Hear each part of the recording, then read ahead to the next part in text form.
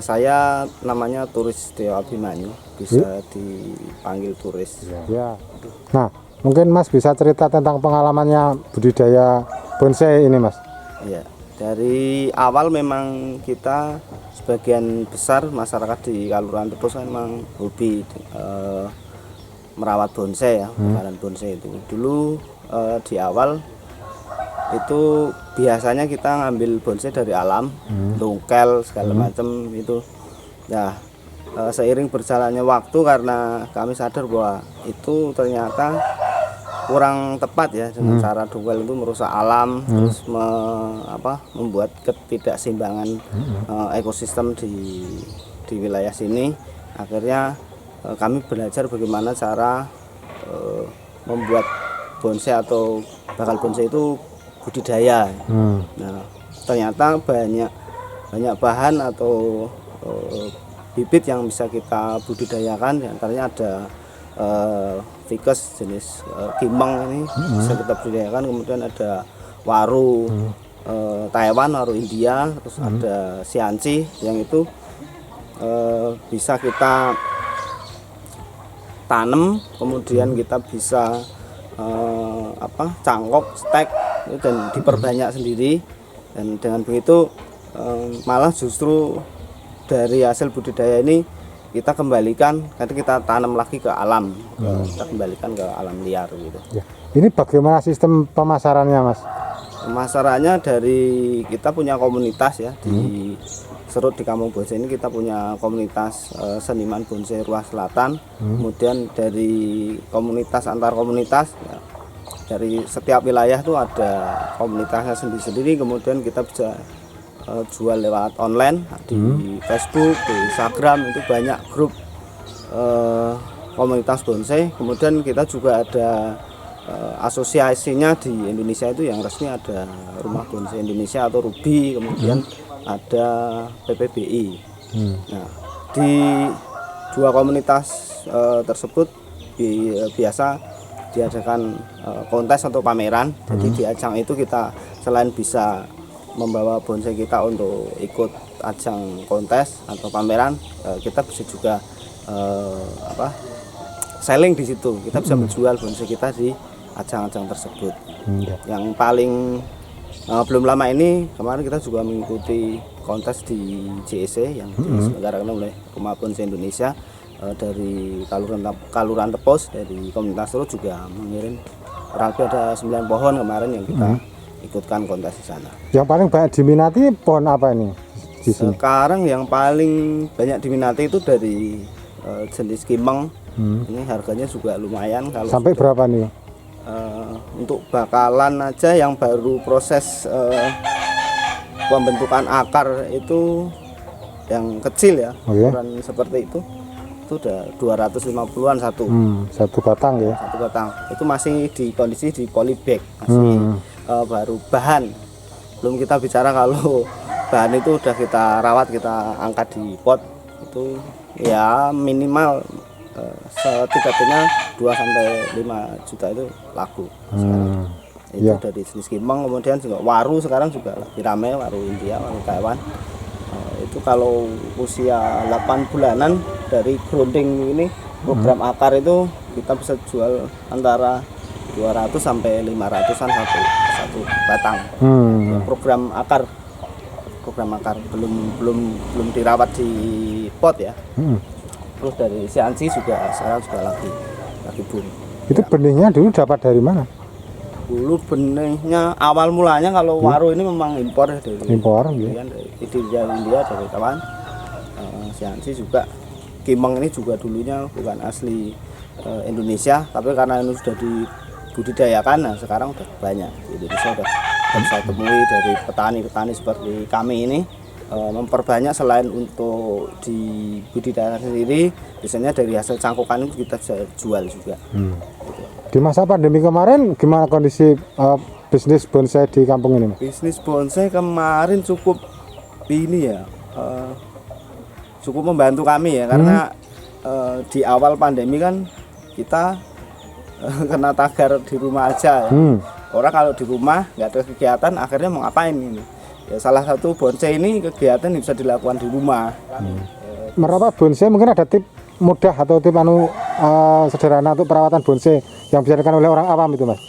Merawat bonsai yang penting kita sabar, terus telaten, ulet ya, tekun. Artinya bonsai itu kan satu proses yang cukup lama, paling cepat itu bisa melihat bonsai dari grounding sampai naik pot itu sekitar perawatan di pot itu 3 tahun sampai 5 tahun baru bisa enak dilihat.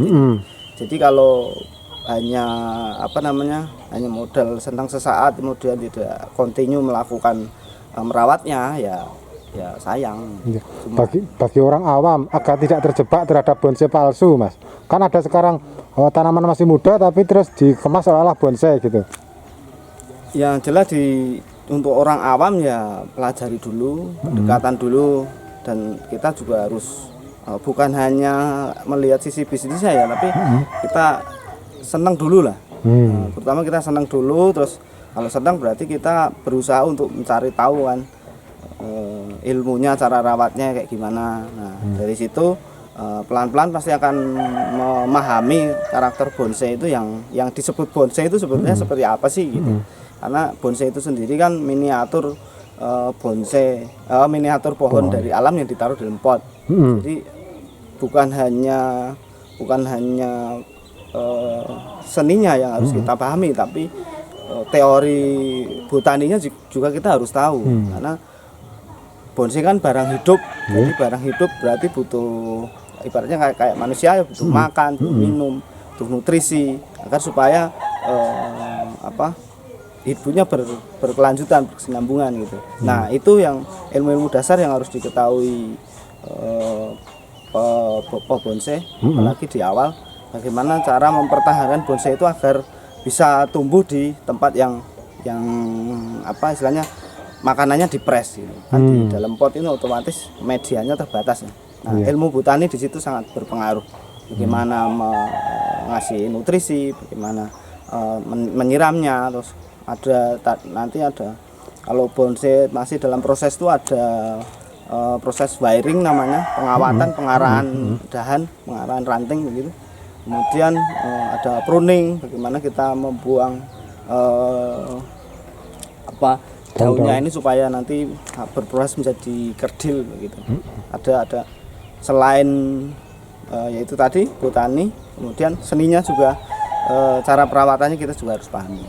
Di samping di sini semacam kayak penjualan bonsai, di sini ada nggak pelatihan untuk cara perawatan bonsai gitu? Iya, setiap ada pameran atau kontes kita biasanya 1, 2 atau 3 hari kita selingi dengan kegiatan semacam training begitu ya. Jadi kita datangkan trainer, selain menggarap bonsai juga kita akan bahas bagaimana teknik-teknik dasar untuk membuat bonsai atau teknik perawatan bonsai.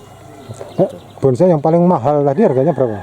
Bonsai yang paling mahal karena kalau di kita juga komunitas satu kelurahan ini di angka masih belasan juta lah. Oh, belasan juta. Iya. Untuk jenis tanaman apa nih? Kalau dulu kita identik dengan serut. Serut gitu ya.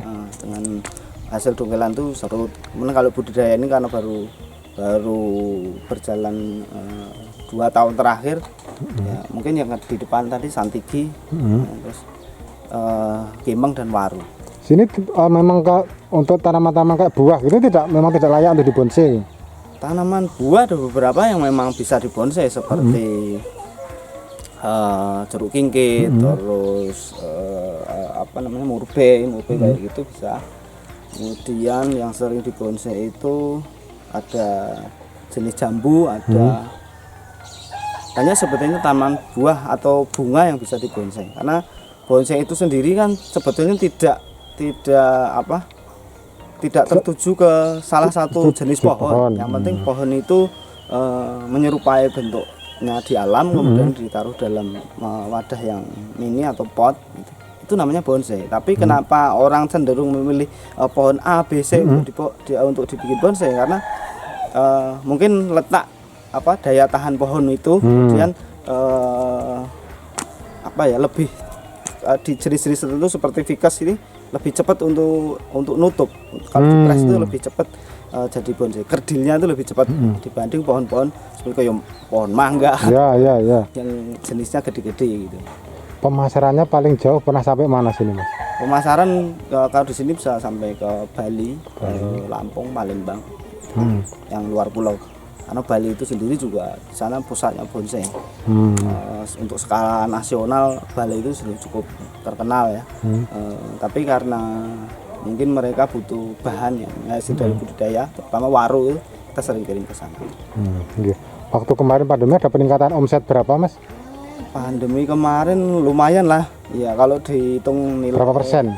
Nominalnya malah kita justru mengalami dibanding sebelum pandemi, karena kemarin di tengah pandemi kan ada waktu yang bisa kita pakai buat kontes kemarin. Lumayan tinggi lah kenaikannya.